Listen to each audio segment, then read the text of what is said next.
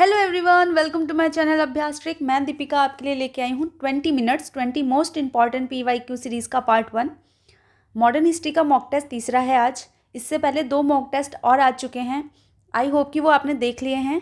और जो भी इस चैनल पे या फिर इस वीडियो को देख रहे हैं, इससे पहले 2 और मॉक टेस्ट आ चुके हैं, तो वो भी आप लगा लीजिएगा। चलिए पहले क्वेश्चन की तरफ बढ़ते हैं।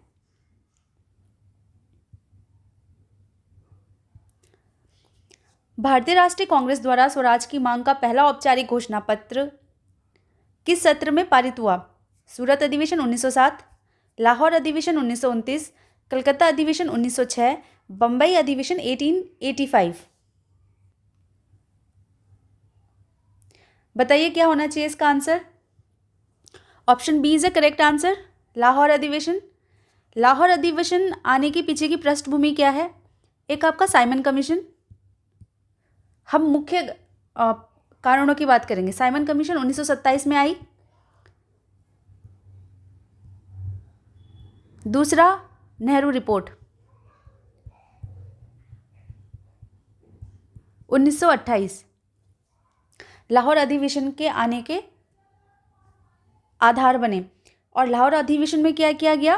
पूर्ण स्वराज की मांग की गई कि अब हमें डोमिनियन स्टेट नहीं चाहिए, जो कि नेहरू रिपोर्ट में कही गई थी, जिसको मोतीलाल नेहरू ने तैयार किया था। मोतीलाल नेहरू ने तैयार किया था। तो आप मुझे कमेंट बॉक्स में बताएंगे इसकी सिफारिशें क्या थी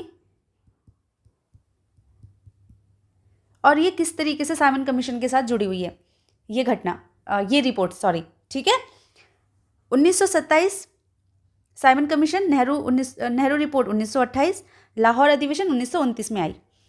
लाहौर अधिवेशन में पूर्ण स्वराज की मांग की गई और इसी संदर्भ में 26 जनवरी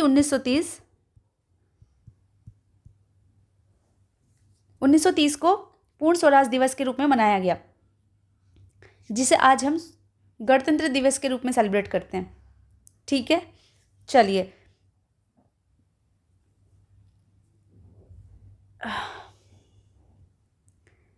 नेक्स्ट क्वेश्चन है हमारा। अवध का 1856 में ब्रिटिश साम्राज्य में विलय किस नीति के अंतर्गत किया गया था? सहायक संधि, स्थायी बंदोबस्त, लैप्स का सिद्धांत, कुप्रशासन के आधार पर विलय। यह हमारा मध्य भारत का इतिहास उससे संबंधित क्वेश्चन है, पर कोई नहीं, इसको हम अटेम्प्ट कर लेंगे। लेकिन जब मैं वो सीरीज़ लेके आऊँगी जो कि जल्दी आने वाली है, उसमें हम अच्छे से डिस्कस कर लेंगे इससे जुड़ी घटनाओं के बारे में। तो इसका आंसर डी बिल्कुल ठीक हो जाएगा, कुप्रशासन के आधार पर विलय। ठीक है, चलिए नेक्स्ट क्वेश्चन है हमारा। होम रूल आंदोलन 1916-18 किसने प्रारंभ किया? एनी बेसेंट और बाल गंगाधर तिलक, महात्मा गांधी और नेहरू, सुभाष चंद्र बोस और लाला लाजपत राय, दादा भाई नरोजी और गोपाल कृष्ण गोखले। बताइए क्या है इसका आंसर। होम रूल आंदोलन 1916-18 एनी बेसेंट और बाल गंगाधर तिलक ने शुरू किया।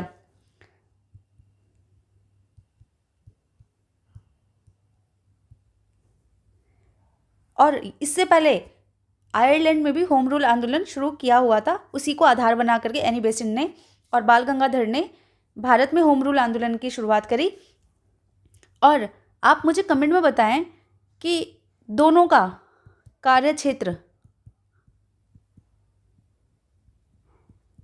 क्या क्या है। कहने का अर्थ यह है कि दोनों ने कहाँ कहाँ से नेतृत्व किया होम रूल आंदोलन का। ठीक है, किस एरिया को कवर किया बाल गंगाधर तिलक ने और किस एरिया को, किन क्षेत्रों को एनी बेसेंट ने संभाला, नेतृत्व किया। सही है, चलिए नेक्स्ट क्वेश्चन है हमारा। देखिए, जो क्वेश्चन मैं आपसे पूछती हूँ उनका जवाब आप मुझे कमेंट बॉक्स में प्लीज़ देना, उससे ये पता चल जाएगी आपकी तैयारी कितनी है। ठीक है, कोई समस्या यहाँ तक? चलिए नेक्स्ट क्वेश्चन है। वर्नाकुलर प्रेस एक्ट 1878 का उद्देश्य था।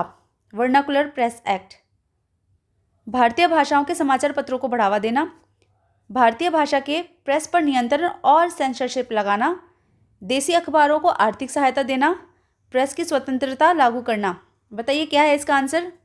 वर्नाकुलर प्रेस एक्ट लिट्टन लेकर के आया, वॉयसराय लिट्टन, लॉर्ड लिट्टन 1878 में। इसके तहत अब इस कानून के तहत एक बंधक पत्र पर हस्ताक्षर करना अनिवार्य कर दिया गया जो प्रेस के मालिक होते थे, ठीक है, जो संपादक होते थे प्रेस के, उनको एक बंधक पत्र पर हस्ताक्षर करना बाध्य कर दिया गया और उसी के बिहाफ पर वो न्यूज़ छाप सकते थे। कहने का अर्थ सिंपल ये है कि इस बंधक पत्र में कुछ बातें लिखी हुई थी, जिसमें से एक इम्पॉर्टेंट बात ये निकल के आई कि आप सरकार विरोधी कुछ भी नहीं छापेंगे, कोई भी विषय सरकारी विरोधी नहीं होना चाहिए, कंपनी से रिलेटेड कोई भी नेगेटिव बात आप उसमें नहीं छापेंगे, जिससे कि जनता में आक्रोश का माहौल बने और वो किसी तरीके के आंदोलन में शरीक हो, ठीक है। तो वो प्रेस में सेंसरशिप लगाने के लिए या फिर कहो कि नियंत्रण करने के लिए, उनको नियंत्रण करने के लिए लाई गई थी, जिसे बाद में रिपन ने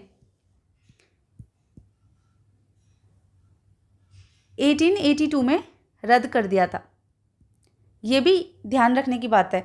कभी कभी क्वेश्चन वन लाइनर पूछ लेता है और पूछ लेता है कि वर्नाकुलर प्रेस एक्ट को किसने रद्द किया, रिपन ने, और लीटन लेकर के आया। Option B is a correct answer. चलिए नेक्स्ट क्वेश्चन है हमारा, नमक सत्याग्रह का नेतृत्व किसने किया था? सुभाष चंद्र बोस, महात्मा गांधी, सरोजनी नायडू, सी राजगोपालाचारी। बताइए क्या है इसका आंसर। इसका आंसर मैं समझती हूँ सबको पता होगा, ये बी ऑप्शन ठीक हो जाएगा, महात्मा गांधी, ठीक है। चलिए नेक्स्ट क्वेश्चन है हमारा, मॉन्टेगो चेम्सफोर्ड सुधार 1919 के अंतर्गत क्या लागू किया गया था? केवल ईसाइयों के लिए पृथक निर्वाचन मंडल, प्रांतों में द्वैत शासन की व्यवस्था, केंद्र में पूर्ण उत्तरदायी शासन, रॉलेट एक्ट समाप्त करना। बताइए क्या है इसका आंसर। तो इसका आंसर हो जाएगा प्रांतों में द्वैत शासन की व्यवस्था करना। 1919 के अंतर्गत प्रांतों में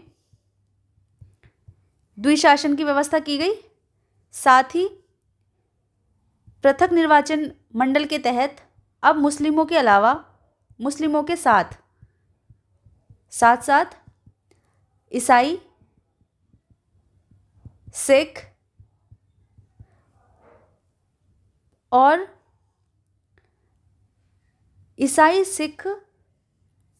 एक और एंग्लो इंडियंस प्लस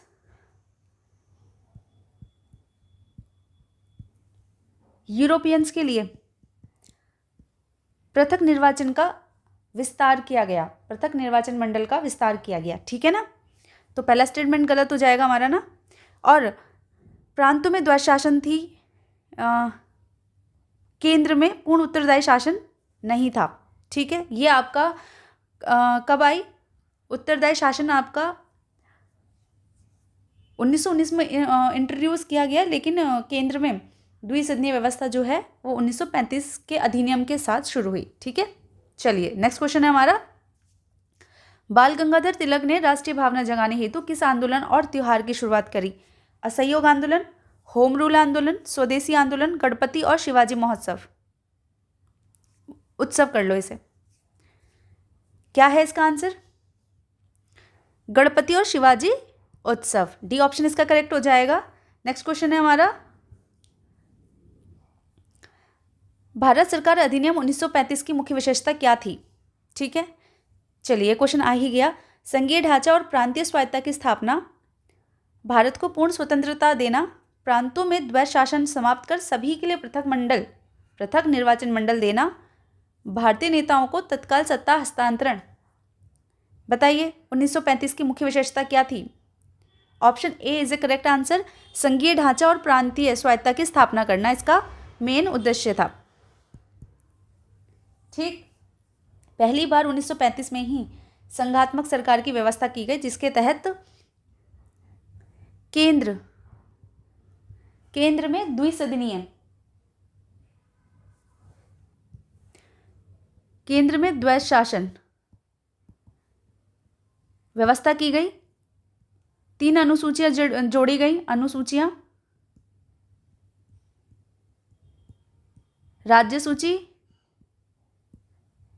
संघ सूची और समवर्ती सूची।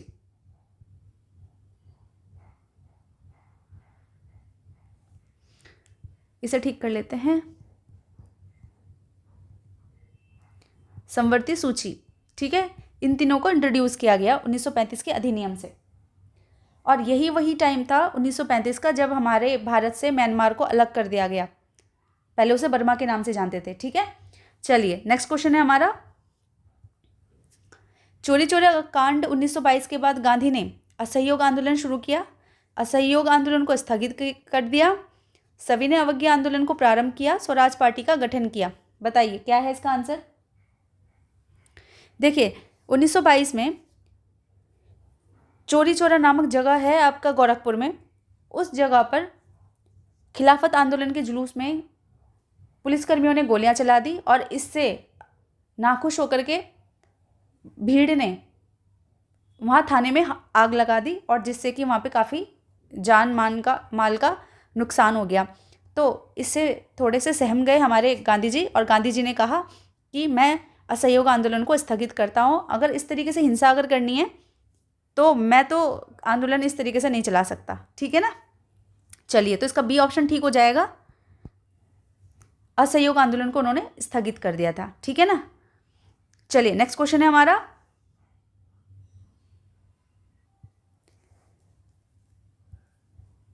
इल्बर्ट बिल विवाद 1883-84 किससे संबंधित था।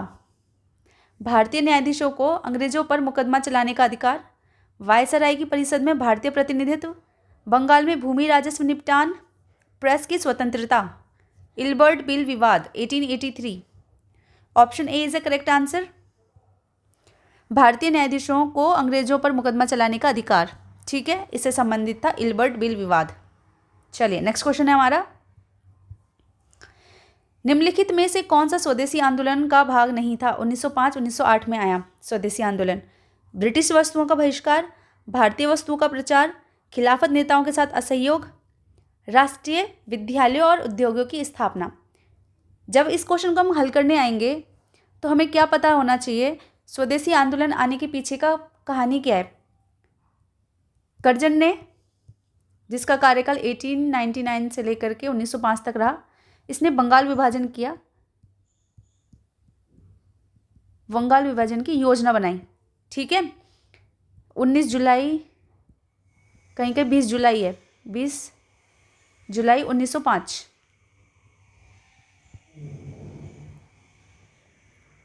ठीक है, 1905 को, और 16 अक्टूबर को इसने बंगाल का विभाजन कर भी दिया। बंगाल पूर्वी बंगाल और पश्चिमी बंगाल में बट गया। पूर्वी बंगाल में असम, आपका चटगांव और ढाका मिला करके पूर्वी बंगाल बना दिया गया, जिसमें मुस्लिम बहुल एरिया था। पश्चिमी बंगाल में आपका हिंदू बहुल एरिया था, जिसमें मिलाया गया बिहार, उड़ीसा और पश्चिम बंगाल, ठीक है, सॉरी बंगाल, पश्चिमी बंगाल। तो इससे लोग बाग नाखुश हुए, उन्होंने कहा कि ये तो फूट करो और राज करो की नीति अपना रहे हैं, और इस तरीके से तो हम नहीं करेंगे, हम इनके किसी भी कार्य में आप सहयोग नहीं करेंगे। इसीलिए स्वदेशी आंदोलन चलाया गया, ठीक है, भाईचारे को दिखाने के लिए कि हम अलग नहीं हैं, हम एक हैं, हमें आपके इन सब चीज़ों से कोई अर्थ नहीं है, हमें बांटने का आप प्रयास ना करें इस तरीके से। और उसके एवज में इन्होंने रचनात्मक कार्य करे, जिसमें ब्रिटिश वस्तुओं का इन्होंने बहिष्कार किया, भारतीय वस्तुओं का प्रचार किया, ठीक है, और साथ ही साथ राष्ट्रीय विद्यालयों और उद्योगों की स्थापना करी। इसके साथ ही क्योंकि इन्होंने न केवल वस्तुओं का बल्कि अदालतों का भी, ब्रिटिश स्कूल्स के भी, उनके द्वारा लगाई गई इंडस्ट्रीज़ का भी विरोध किया, और बहुत से लोगों ने सरकारी नौकरियां तक छोड़ दी थी। इसलिए स्वदेशी आंदोलन महत्वपूर्ण है। तो आपको इसका आंसर पता होना चाहिए, इससे खिलाफत नेताओं के साथ असहयोग का कोई संबंध इस विषय में नहीं है, ठीक है ना। चलिए नेक्स्ट क्वेश्चन है हमारा, 1773 का रेगुलेटिंग एक्ट पारित करने का मुख्य उद्देश्य था ईस्ट इंडिया कंपनी को समाप्त करना, ईस्ट इंडिया कंपनी के कार्यों और भारत में शासन को नियंत्रित करना, भारत में स्थानीय स्वशासन लागू करना, भारतीय दंड संहिता IPC लागू करना। बताइए क्या है इसका आंसर। रेगुलेटिंग एक्ट पारित करने के पीछे का मुख्य उद्देश्य, option B is the correct answer, East India Company के कार्यों और भारत में शासन को नियंत्रित करना। इसके पीछे का तर्क ये है रेगुलेटिंग एक्ट लाने का कि जब 1765 में इलाहाबाद की संधि हुई थी, बंगाल, बिहार, उड़ीसा की दीवानी अधिकार अल्टीमेटली ब्रिटिश कंपनी को मिल गई, ईस्ट इंडिया कंपनी को मिल गई। और क्योंकि उस दौरान तक उन्होंने खूब युद्ध लड़े, नॉर्थ में भी लड़े, साउथ में भी लड़े, इतने टाइम से वो युद्ध लड़े जा रहे थे, तो उनकी जो वित्तीय स्थिति थी ना, फाइनेंशियल कंडीशन बहुत वीक हो गई। तो उन्होंने सोचा क्यों ना अब हमें ब्रिटिश गवर्नमेंट से, ब्रिटिश संसद से हेल्प ले लेनी चाहिए कि वो हमारे इस संबंध में कोई हेल्प कर दें। तो उन्होंने एक आर्थिक सहायता प्रस्ताव लेकर के गए और जिसको रिपोर्ट को पढ़ने के बाद ब्रिटिश संसद ने उस पर हामी भी भर दी। अल्टीमेटली 1773 का रेगुलेटिंग एक्ट पारित हुआ। ठीक है, इसके तहत सुप्रीम कोर्ट बनाया गया था। ठीक, सुप्रीम कोर्ट बनाने के साथ साथ उन्होंने कहा कि अब बंगाल का जो गवर्नर है वो गवर्नर जनरल होगा। और पहला गवर्नर जनरल कौन बना था? वॉरेन हेस्टिंग को बनाया गया। इसके साथ प्लस 4 और अन्य सदस्य थे।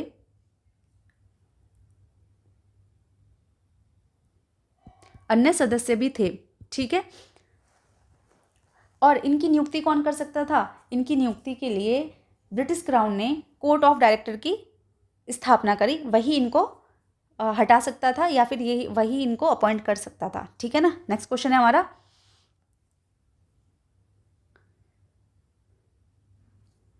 हाँ, 1784 में एशियाटिक सोसाइटी ऑफ बंगाल की स्थापना किसने की? 1784 में एशियाटिक सोसाइटी ऑफ बंगाल की स्थापना Raja Ram Mohan Roy, William Jones, Henry Thomas Colebrooke, James Prinsep. बताइए क्या है इसका आंसर? 1784 में एशियाटिक सोसाइटी ऑफ बंगाल की स्थापना विलियम जोन्स ने की थी। Option B is the correct answer. चलिए नेक्स्ट क्वेश्चन पे चलते हैं। Poverty and un British rule in India पुस्तक के लेखक कौन थे? Jawaharlal Nehru, Dadabhai Naoroji, Mahatma Gandhi, Rabindranath Tagore. I hope कि ये क्वेश्चन इतनी बार रिपीट हुआ है, आपको इसका आंसर पता होगा। बी ऑप्शन बिल्कुल ठीक है। इसमें दादा भाई नौरोजी ने किया था poverty and the on British rule in India पुस्तक का लेखन किया था उन्होंने। ठीक है, लिखा था उन्होंने। चलिए नेक्स्ट क्वेश्चन है हमारा, पूना समझौता 1932 किन के बीच में हुआ था? भीमराव अंबेडकर महात्मा गांधी, भीमराव अंबेडकर वायसराय, भीमराव अंबेडकर मोहम्मद अली जिन्ना, भीमराव अंबेडकर जवाहरलाल नेहरू। बताइए क्या है इसका आंसर? पूना समझौता 1932। Option A is the correct answer. Bhimrao Ambedkar और महात्मा गांधी किस चीज से संबंधित था? विधानमंडल में दलित निर्वाचन, पृथक निर्वाचन क्षेत्र से संबंधित था, जिसके लिए गांधी और अंबेडकर के बीच में बाद में समझौता कराया गया कि अलग दलित पृथक निर्वाचन नहीं हम मंडल बनाते। एक काम करते हैं, जो निर्वाचन मंडल होगा हमारा उसमें सीटें बढ़ा देंगे दलितों के लिए। ठीक है, इस तरीके से दोनों में हामी भरी दोनों की सहमति से पूना समझौता होता है और अल्टीमेटली हम बंटने से बच जाते हैं। चलिए नेक्स्ट क्वेश्चन है हमारा, 1857 का विद्रोह सबसे पहले किस छावनी में आरंभ हुआ था? ऑप्शन ए मेरठ, यही हमारा करेक्ट आंसर हो जाएगा। चलिए नेक्स्ट क्वेश्चन है हमारा, लखनऊ समझौता 1916 किन के बीच हुआ था? राष्ट्रीय कांग्रेस और मुस्लिम लीग, भारतीय राष्ट्रीय कांग्रेस, ब्रिटिश सरकार, मुस्लिम लीग और ब्रिटिश सरकार, मुस्लिम लीग और ब्रिटिश सरकार, कांग्रेस के उग्रवादी और मध्यवादी के बीच। बताइए। Option A is the correct answer हो जाएगा। ऑप्शन ए, भारतीय राष्ट्रीय कांग्रेस और मुस्लिम लीग के बीच में किसकी मदद से? इसमें होम रूल आंदोलन से जुड़े आंदोलन के एनी बेसेंट और लाला लाजपत राय। ओ माफ करना, ये आपका नहीं, लाला लाजपत राय नहीं, बाल गंगाधर तिलक ने। ठीक है, इन दोनों की हेल्प से लखनऊ समझौता हो पाया, जिसमें मुस्लिम लीग और भारतीय राष्ट्रीय कांग्रेस फिर से एक बार एक साथ आई। अच्छा, लखनऊ समझौता लाने के पीछे और मुस्लिम लीग और कांग्रेस के बीच में सहमति किस बात पे बिगड़ी, ये आप मुझे कमेंट बॉक्स में बताएंगे। हम लिंक करके पढ़ेंगे। मैं कुछ होमवर्क आपको दे रही हूँ, तो प्लीज़ कर लिया करो, ताकि आपको वो लॉन्ग टर्म में याद रहे। अल्टीमेटली एग्जाम हॉल में क्वेश्चन ठीक होना चाहिए, ये मेरा पर्पस है, ठीक है ना। चलिए नेक्स्ट क्वेश्चन है, प्रसिद्ध बुक या पुस्तक द इंडियन स्ट्रगल के लेखक कौन थे?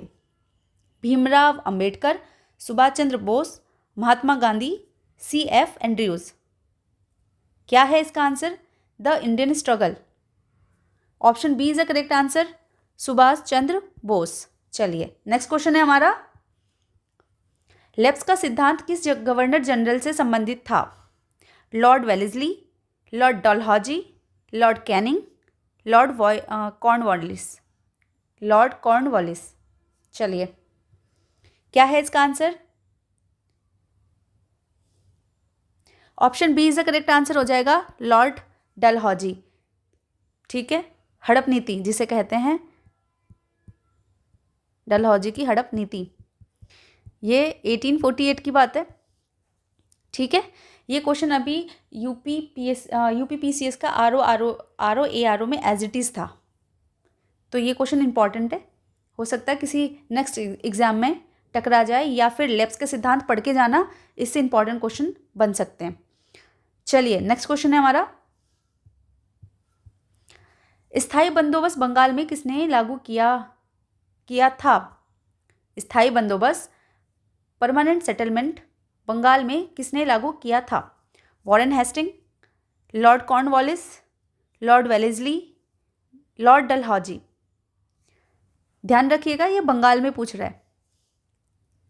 Option B is the correct answer, Lord Cornwallis ने।